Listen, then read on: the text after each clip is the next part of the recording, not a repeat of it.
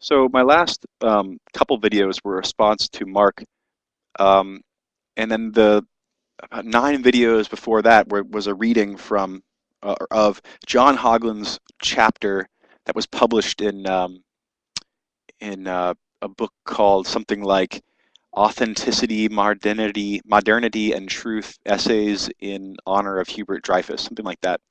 Anyway, John Haugeland wrote a chapter in that book, or an article called On Truth and Finitude, or Heidegger on Truth and Finitude. And I thought that this section that I didn't get to yet in my last reading of my last 8 videos, which or 9 videos, which were a reading of this article. I didn't get to this section, and I thought it was so important that I should read it and just see how far I can get.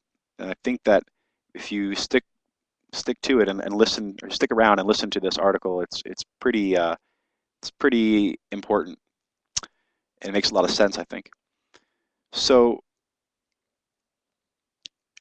just so everyone's clear, Dasein is Heidegger's, sort of one of his terms in his book, Being in Time, which you can more or less just roughly translate as self. It's more like the self. It's more, much more complex than that, and nuanced and creative, and doesn't carry the sort of baggage because of how novel this use of the word is. But Dasein in German means being there, or also means being here, being there.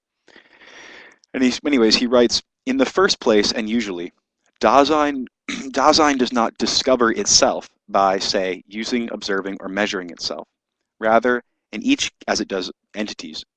Rather, in each case, it simply lives its life, mostly by taking care of its daily business. As Heidegger says, we are what we do. That is, in each case, we comport ourselves toward ourselves as ourselves. That is, as the entities that we are, by living our lives as our lives.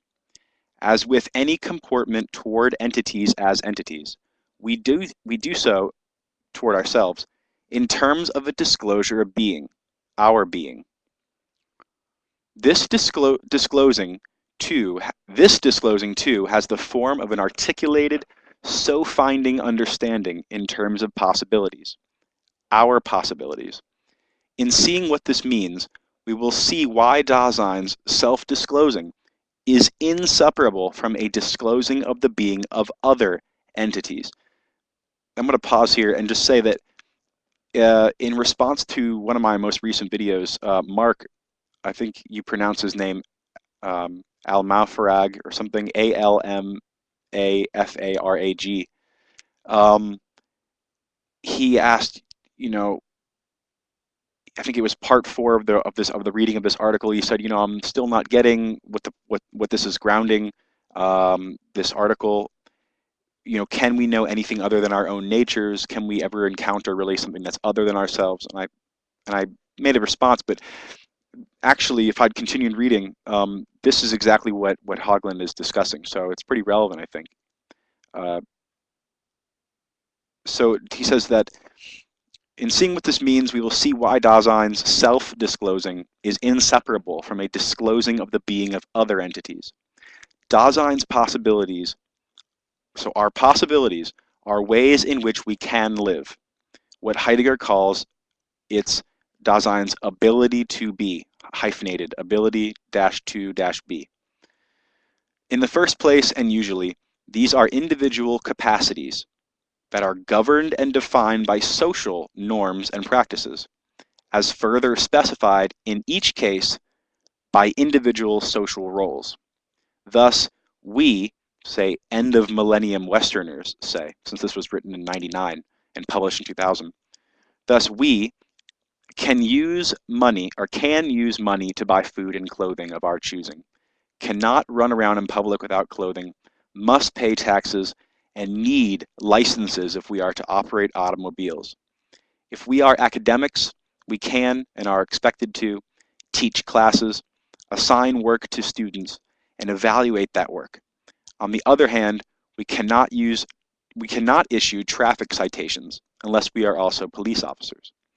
And I, in particular, can and am expected to teach the author, John Haugeland, who died this year, and I, in particular, can and am expected to teach particular classes with a certain leeway in how I teach them, at particular times and with particular students.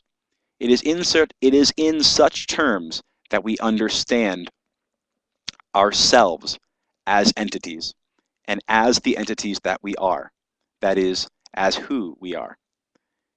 These are all worldly possibilities.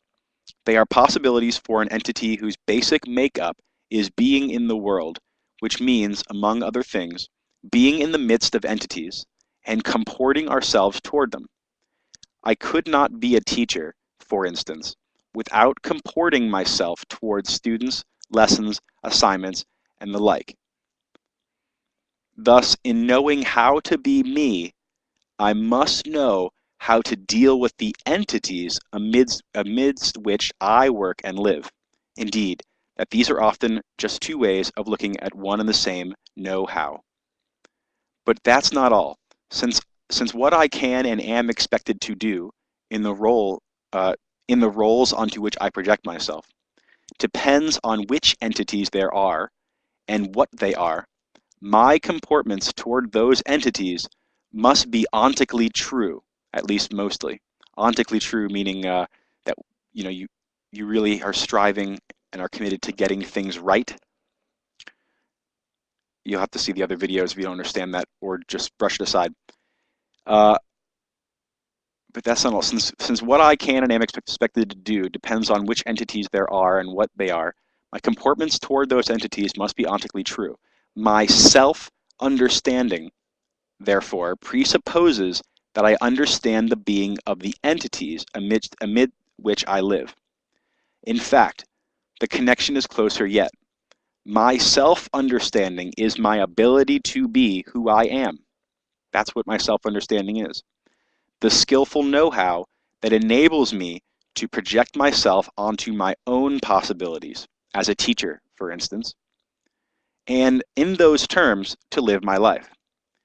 But if my self-understanding depends on my understanding of the being of those entities, then I must also be able to project those entities onto their possibilities. This ability, therefore, belongs essentially to my ability to be me. My ability to project those entities onto their possibilities is not merely another possibility onto which I project myself, but is rather part of my ability to project myself onto my own possibilities at all. In other words, my self-understanding literally incorporates an understanding of the being of other entities.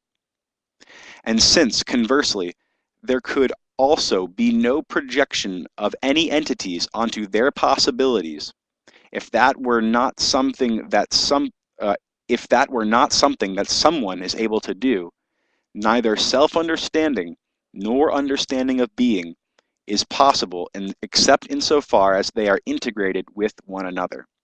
So this is where he's trying to talk about the essential interrelatedness or interdependence between the disclosing of the being of entities and self-disclosure. They are simultaneous, just like the reeds give way to the wind and give the wind away.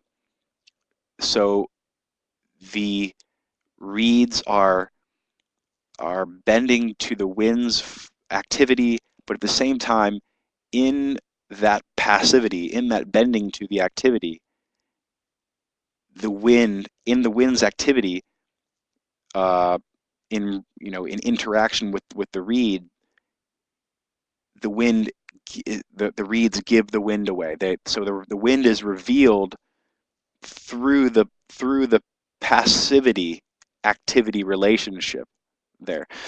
It's a little more complex because we're talking about self-disclosure rather than the disclosedness is simultaneous. Entities, the being of entities, and Dasein itself is that's how Heidegger thinks that we come to understand ourselves, that we come to self-understanding is not through reflection, but through our engagement with the world, So to understand yourself as a teacher, you have to actually go out and be a teacher, and that requires relationships to other entities.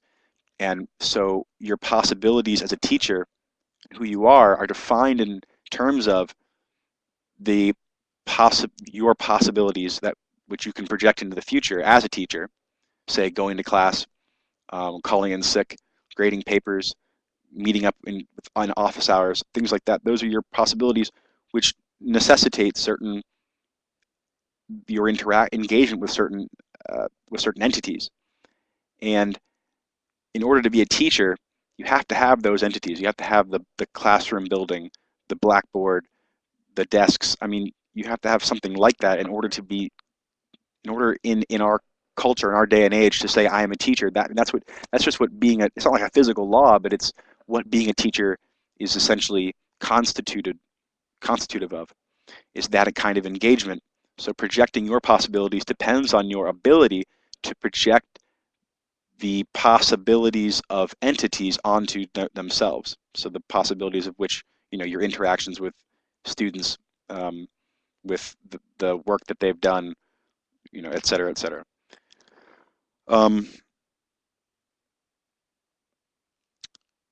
So neither self-understanding nor understanding of being is possible except insofar as they are integrated with one another.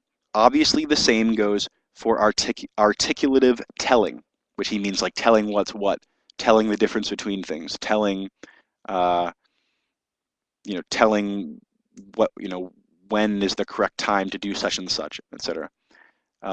Obviously, the same goes for articulative telling. Projection, which is our telling, is a kind of articulation of the world's intelligibility. Projection onto possibilities, whether possibility for one's own living or possibilities for the entities around one, is for naught if the respective possibilities are not distinguished from impossibilities, that is, from something that is ruled out. Making such distinctions is the relevant telling, and there would be nothing to tell if there were no projections. Therefore, since the corresponding understandings are possible only as integrated, so are the tellings. So your ability to tell and your so you have these tellings and understandings that have to be integrated with each other, just in the same way as he described being and self-understanding and understanding of being. So finding this is more interesting. In understanding myself as a teacher, I project myself onto the possibilities that go with that role, possibilities that I distinguish from impossibilities. Moreover, I am responsive to that distinction as something that matters in each current situation, specifically to the distinction between possible and impossible, as something that matters in each current situation, specifically in that impossibilities are not acceptable to me. That's the so-findingness that belongs to self-disclosing. I remember so-findingness, again, is the translation of the word Befindlichkeit, and it's a kind of responsive telling. It's a telling, your ability to skillfully tell what's what, to distinguish possibilities from impossibilities, that is related to what's relevant in a situation, sort of an attunement to the situation, what's important, what's not, what's relevant, what's trivial. So that's the so-findingness that belongs to self-disclosing. But since I am the entity that I'm comporting myself toward, what matters is whether I am possible or not, which is to say whether what I am doing is ruled out or not. For instance, in comporting myself toward myself as a teacher, it matters to me that, so far as I can manage, I do everything that's prescribed to me as a teacher and nothing that's proscribed. Stretching the terms a bit, we could even call such propriety the ontical truth of being a teacher, meaning getting it right. In, we try to get the truth of entities, the ontical truth, try to discover that by getting them right, by using them correctly or measuring them correctly, but we also try to get ourselves right. And that's what's needed that's the ontical truth of our own self-understanding. All right, so I'm running out of time here.